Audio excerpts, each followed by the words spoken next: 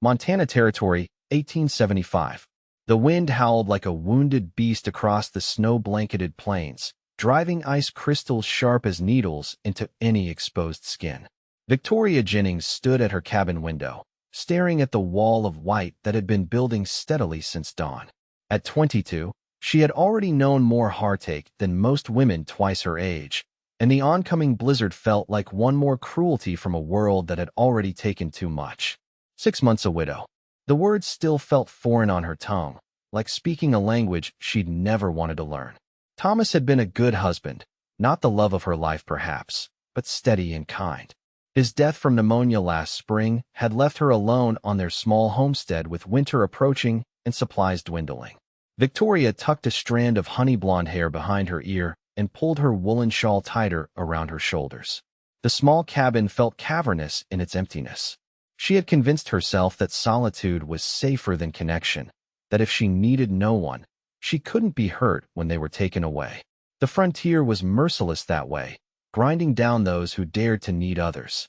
"I don't need anyone," she whispered to herself, a mantra she'd repeated nightly since the day they'd lowered Thomas into the frozen ground. "I can survive this place alone." But the dwindling woodpile and meager supplies in her pantry told a different story. Victoria had been so certain she could manage everything herself, clearing fields, chopping wood, hunting when necessary. Pride, however, wouldn't keep her warm when the firewood ran out. And by her calculations, that would happen long before this storm blew itself out. She pressed her forehead against the cold glass, her breath fogging the pain.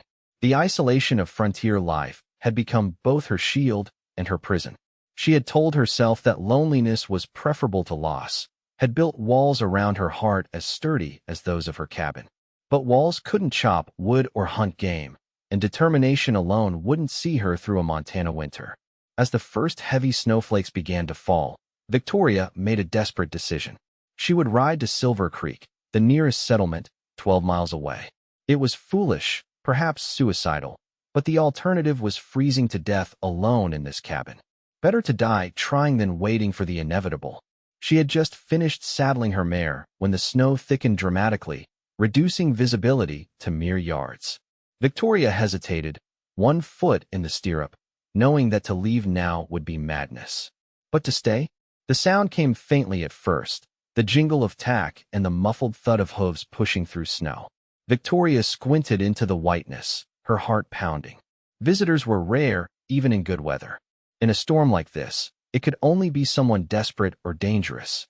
The rider materialized from the swirling snow like an apparition, a tall figure astride a muscular black horse. As he drew closer, Victoria could make out a young man, perhaps 25, with a shock of dark hair visible beneath his snow-dusted hat. His face, partially protected by a woolen scarf, revealed striking blue eyes that widened upon seeing her standing in the barn doorway. "Ma'am," he called, dismounting with fluid grace despite the cold that must have stiffened his limbs. "You weren't planning to ride out in this, were you?" "I was," Victoria admitted, chin raised defiantly. "My supplies won't last through this storm." The stranger unwound his scarf, revealing a handsome face with a day's worth of stubble shadowing his jaw. "Name's Luke Garrett, ma'am. I was heading to Silver Creek when the storm worsened. Saw your chimney smoke and hoped I might weather it here." His eyes traveled to her packed saddlebags. "Though it seems you might be in some trouble yourself." "Victoria Jennings," she replied stiffly. "And yes, Mr. Garrett, I'm in a difficult position. My husband died this past spring, and I'm afraid I've miscalculated what I'd need for winter." Something flickered in Luke's eyes, not pity, which Victoria would have despised, but understanding. He glanced at the sky, then back at her. "Mrs. Jennings, this storm's only getting worse. You'd never make Silver Creek alive." He hesitated, then added, "I've got supplies on my pack horse, food, coffee, extra ammunition. And these hands know how to chop wood. If you'll allow it, I'd like to help you." Victoria stared at him, torn between necessity and the wall she'd built. Accepting help meant acknowledging she couldn't survive alone, that her entire philosophy since Thomas's death was flawed. Yet refusing meant potential death for both of them. "Why would you help a stranger?" she asked, suspicion edging her voice. Luke's smile was slight but genuine. "Out here, strangers are just friends we haven't met yet. The frontier takes enough without us refusing to help each other. His words struck something deep within her, a truth she had been fighting since burying her husband. The blizzard wailed outside, making her decision for her. Very well, Mr. Garrett. You may stay until the storm passes. That afternoon, as snow piled against the cabin walls, Victoria watched from the window as Luke chopped wood with powerful, efficient strokes. Despite the biting cold, he had removed his heavy coat, and his shirt clung to broad shoulders as he worked. He had already doubled her woodpile and showed no signs of tiring. It was strange having a man in her space again, particularly one as vital and alive as Luke Garrett. He moved with an easy confidence that spoke of years in the saddle, yet there was a gentleness to him that emerged when he spoke to her or tended to their horses. That evening, they sat before a crackling fire, the cabin warmer than it had been in weeks.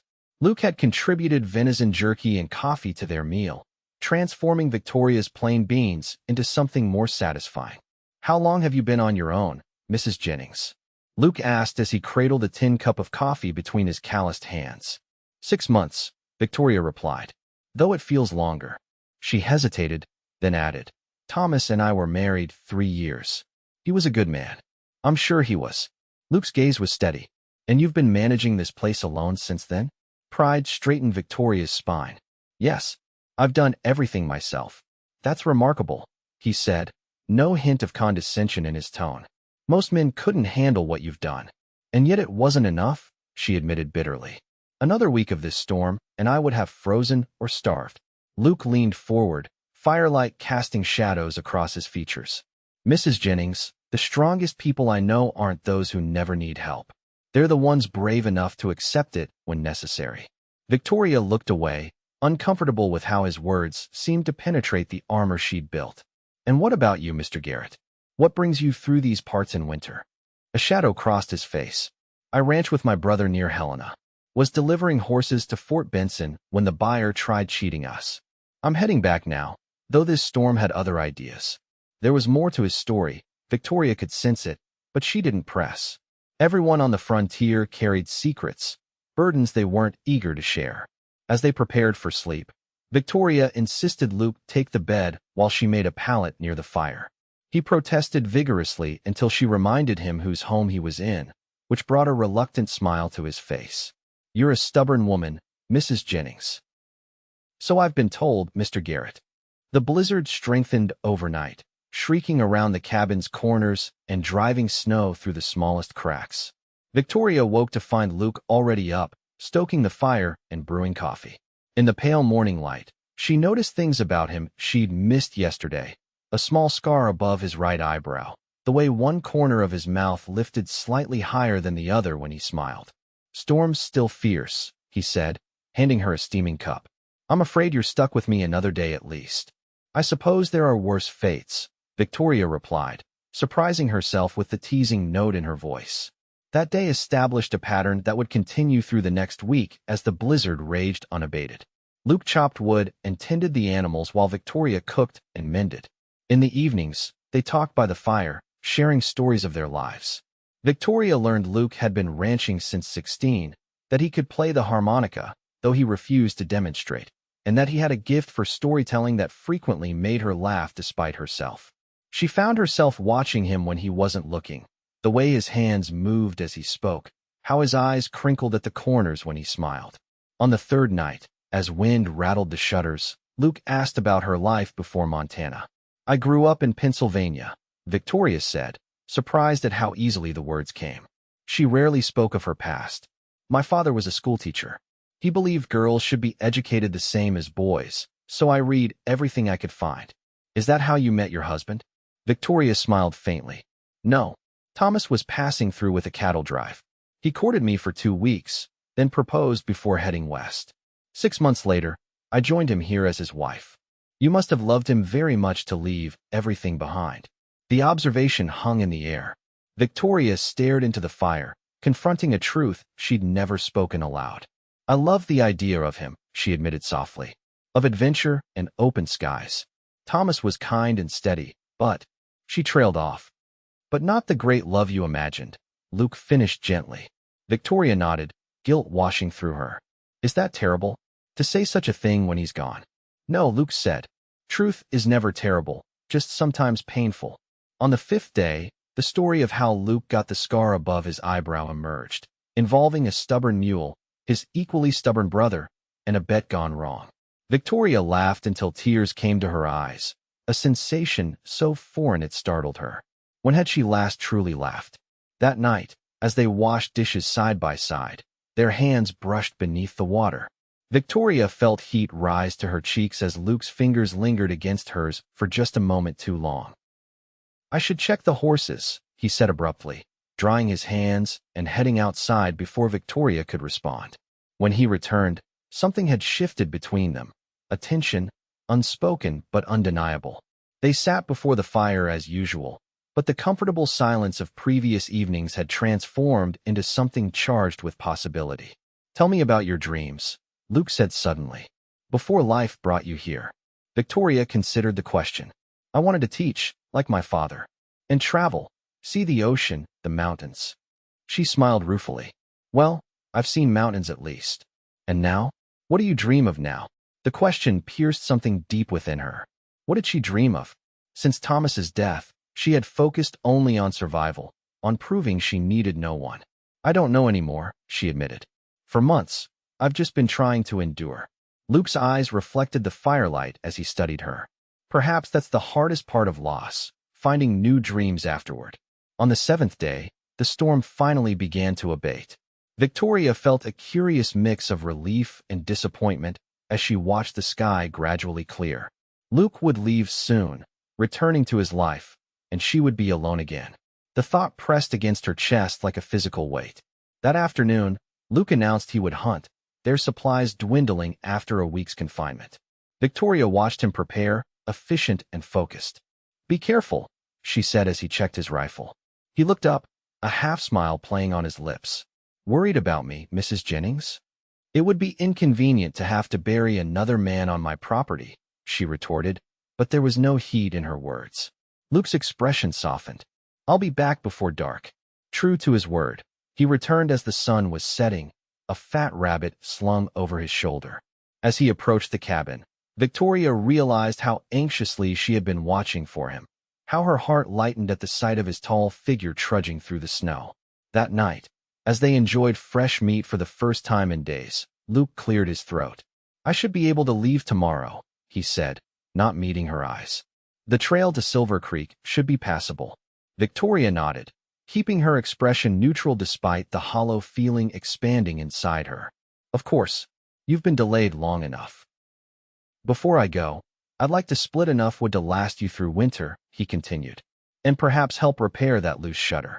That's not necessary, Victoria began, but Luke cut her off. It is to me.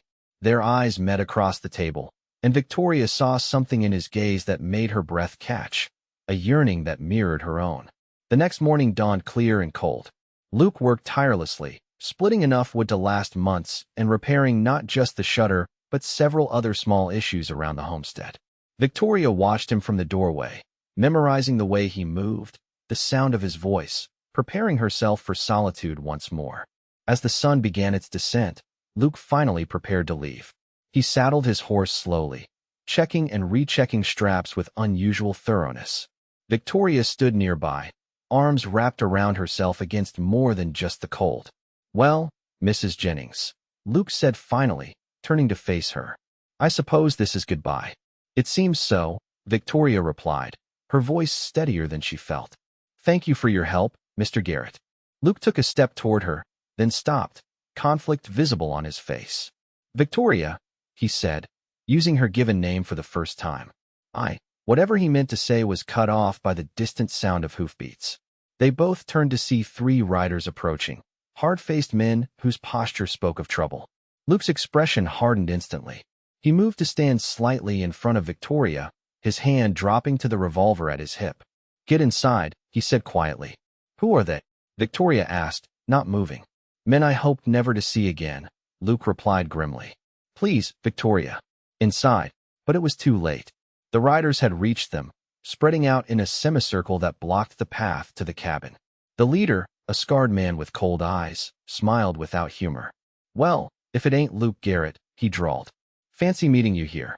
Decker, Luke acknowledged, his voice flat. You're a long way from Helena. Been tracking you since Fort Benson, Decker replied. You caused quite a stir, killing Jenkins like that. Victoria felt her blood turn to ice. Killing? She looked at Luke, whose face had gone hard as stone. Jenkins drew first, Luke said tightly. Sheriff ruled it self-defense. Decker spat into the snow. Jenkins was my cousin, and self-defense or not, I aim to settle the score. His gaze shifted to Victoria. Unless you'd prefer we take payment another way. Luke's gun cleared its holster faster than Victoria could blink. You won't touch her, he said, voice deadly quiet. This is between us, Decker. The tension stretched taut as a bowstring. Victoria's mind raced. The man before her, the gentle, laughing Luke who had chopped her wood and told her stories by the fire, had killed a man. Yet instead of fear, she felt a fierce protectiveness surge through her. This is my property, she said clearly, stepping up beside Luke. And you're trespassing. Decker's eyes narrowed. Brave little widow, ain't she? What did you tell her, Garrett? That you're some honest rancher? Did you mention the men you've put in the ground? Only those who needed putting there. Luke replied evenly, his aim never wavering.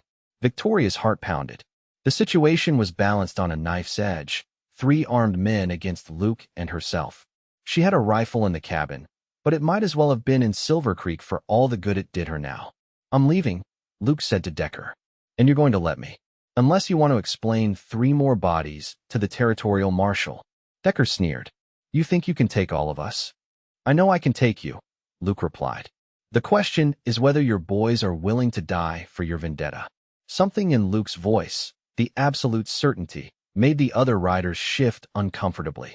Victoria could see doubt creeping into their expressions. These were not men willing to die for principle. This ain't over, Garrett, Decker growled. It is for today, Luke said. Without taking his eyes off the men, he added, Victoria, go inside. This time she obeyed, backing slowly toward the cabin. Once inside, she grabbed her rifle and positioned herself at the window, ready to provide covering fire if needed. Long minutes passed as the men stared each other down. Finally, with a curse, Decker wheeled his horse around. You can't watch your back forever, he called as they rode away. Only when the riders were distant specks did Luke holster his weapon and turn toward the cabin. Victoria met him at the door, rifle still in hand. You killed a man, she said. It wasn't a question. Luke's shoulders sagged slightly. Yes, Jenkins was a cattle thief. He tried to rob me at Fort Benson, drew on me when I caught him. I didn't have a choice. And the others Decker mentioned? Luke's eyes met hers, unflinching. 2. Both in self-defense. I don't look for trouble, Victoria, but I won't run from it either. Victoria studied him. This man who had shown her nothing but kindness and respect, yet clearly had a past more complicated than she'd imagined. Were you going to tell me? She asked quietly. Yes, Luke said. I was about to when they arrived. I wanted. He trailed off, looking away. Wanted what? Luke ran a hand through his hair in frustration. To ask if I could call on you properly. To see if what I've been feeling this past week is something you might feel too. He laughed without humor. But now you know the truth. I've killed men. I've got enemies. The last thing you need is more danger in your life. Victoria set her rifle aside. A week ago, she would have agreed with him. The frontier had already taken one husband. Why risk her heart again, especially with a man who attracted trouble? But the past week had changed something fundamental within her.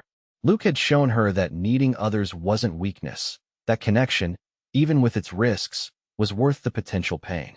Do you know what I realized this week? She said, taking a step toward him. That surviving isn't the same as living. That I've been so afraid of loss I stopped reaching for anything at all. Hope flickered in Luke's eyes. Victoria, let me finish, she said gently. I've learned that the frontier doesn't care if we face it alone or together. It takes what it wants regardless. But facing it together. She took another step closer. That might make it worthwhile. I have to leave, Luke said, though she could see the conflict in his face. Decker won't give up. If I stay, I put you in danger. I'm already in danger, Victoria replied. Every day on this frontier is a risk. At least with you. I wouldn't be alone in facing it. Luke's hands came up to cradle her face, his touch infinitely gentle. Victoria, are you saying what I think you're saying? I'm saying that I don't want to just survive anymore, she whispered. I want to live. And somehow, in just 1 week, You've become part of what living means to me." The kiss, when it came, felt like finally coming home after a long, cold journey. Victoria melted into Luke's embrace, feeling the solid strength of him. The promise of safety, not because he would shield her from all harm, but because they would face whatever came together. When they finally parted, Luke pressed his forehead to hers. "I can't stay," he said regretfully. "Not with Decker out there. But I can't leave you unprotected either." Victoria considered for a moment, then made a decision that would alter the course of her life. "Then take me with you." Luke's eyes widened. "What? Take me with you?" she repeated, more certain with each word. "This homestead holds nothing but memories of survival. I want more than that now. Victoria, my life isn't simple.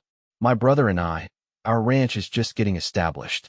And there's men like Decker." "I'm not asking for simple," she interrupted. "I'm asking for real. For a chance to build something meaningful, even with all the risks." Luke searched her face, perhaps looking for doubt. Finding none, he smiled, the full, uninhibited smile she had come to treasure. "Are you sure?" he asked. In answer, Victoria kissed him again, pouring into it all the certainty she felt. When they separated, both breathless, she said, "I've never been more sure of anything." The next morning found them packing Victoria's belongings. Not everything, just what mattered most, and what they could carry. Her husband's clothing she left for the next family who might need the cabin. His tools she packed, knowing they would be useful in her new life. As they prepared the horses, Victoria took one last look at the homestead. For 6 months, it had been her prison and her fortress, the place where she had convinced herself that isolation was safer than connection. "Ready?" Luke asked, offering his hand. Victoria took it, feeling the perfect fit of his fingers between hers. "Ready." They rode out as the sun climbed in the sky, Victoria on her mare and Luke on his black gelding. The snow sparkled around them, pristine and beautiful rather than threatening as it had seemed just days ago. "It's a 3-day ride to my ranch," Luke said as they crested a hill. "My brother Daniel will be surprised, but he's a good man. You'll like him. Tell me about your home," Victoria requested, wanting to picture the place that would soon be hers as well. Luke's face softened. "It's in a valley with a creek running through it. Good water, good grass. The cabin's not much yet, 2 rooms, but we're adding on. The herd's small but growing." He glanced at her. "It's not fancy, but it's got potential." "Like us," Victoria said softly. They made camp that night in a sheltered grove. As they sat before the fire, Luke's arm around her shoulders, Victoria marveled at how quickly life could change. A week ago, she had been a widow facing death alone in a blizzard. Now she was riding toward a new life with a man who had awakened feelings she'd never known she was capable of experiencing. "What are you thinking?" Luke asked, his breath warm against her hair. "That I never expected any of this," she admitted. "A week ago, I believed I was better off alone." Luke's arms tightened around her. "And now?" Victoria turned in his embrace to face him. "Now I know better." She touched his face gently. "You showed me there's more to life than just surviving, Luke." His kiss was tender, a promise of all the days to come. When they separated, Luke reached into his pocket and withdrew a simple silver ring. "This was my mother's," he said, voice rough with emotion. "I've carried it since she died, waiting for." He trailed off, suddenly uncertain. Victoria's heart swelled. "Waiting for what?" "For the right woman," he finished. "For someone as strong and brave and beautiful as she was." He took Victoria's hand. "I know it's fast. I know we've only known each other a week. But out here, life doesn't always give us the luxury of time." "No," Victoria agreed, tears pricking her eyes. "It doesn't." "Victoria Jennings, will you marry me?" Luke asked, his blue eyes reflecting the firelight. "Will you build a life with me, face whatever comes together?" The answer formed itself without hesitation. "Yes," she said. "Yes, I will." The ring slid onto her finger, a perfect fit, as if it had been made for her all along. 2 days later, they crested a final hill to reveal a valley spread below them, a silver ribbon of creek winding through it. In the distance, Victoria could make out a sturdy cabin with smoke curling from its chimney, cattle dotting the surrounding pastures. "Home," Luke said simply, his face alight with pride and happiness. As they rode down toward the ranch, a tall man emerged from the cabin. "Daniel," Victoria presumed. He shaded his eyes, then waved enthusiastically when he recognized his brother. Their arrival was a flurry of introductions and explanations. Daniel's initial surprise quickly gave way to genuine pleasure as Luke explained all that had happened. By evening, Victoria found herself welcomed into the Garrett family as if she had always belonged there. That night, as she and Luke stood on the porch looking out at the stars scattered across the vast Montana sky, Victoria felt a peace she had never known before. The frontier was still harsh, still dangerous, but facing it with Luke made all the difference. "Are you happy?" Luke asked, his arms encircling her waist from behind. Victoria leaned back against his chest, feeling the steady beat of his heart. "Happier than I ever thought possible," she replied truthfully. "Good," he murmured, pressing a kiss to her temple. "Because I intend to spend the rest of my life making sure you stay that way." Victoria turned in his arms, reaching up to touch his beloved face. "Do you remember what you said when you found me trying to leave in that blizzard? That strangers are just friends we haven't met yet?" Luke nodded, a smile playing at his lips. "You were right," Victoria said softly. "But sometimes they're even more than that. Sometimes they're the love we've been waiting for without even knowing it." 3 months later, Victoria stood in the doorway of their expanded cabin, watching as Luke and Daniel worked with the spring calves. Her simple wedding band caught the sunlight, gleaming against her skin. They had married in Silver Creek just a month after her arrival, a small ceremony attended by the handful of neighbors scattered across the nearby valleys. Life wasn't perfect. There had been hardships already, including a tense confrontation with Decker that had ended with the man finally backing down when faced with not just Luke, but Daniel and 2 neighboring ranchers who had come to stand with the Garretts. The frontier would always present challenges, always demand its due. But Victoria no longer faced those challenges alone. Each night, she fell asleep in Luke's arms, secure in the knowledge that whatever came, they would weather it together. Her false belief that isolation was safer than connection had been thoroughly disproven. In its place was a truth she held close: that love, even on the untamed frontier, was worth every risk. As if sensing her thoughts, Luke looked up from his work and smiled, a smile meant only for her. Victoria returned it, her heart full. "You were right," she whispered, though he was too far away to hear. "I'll never be cold again."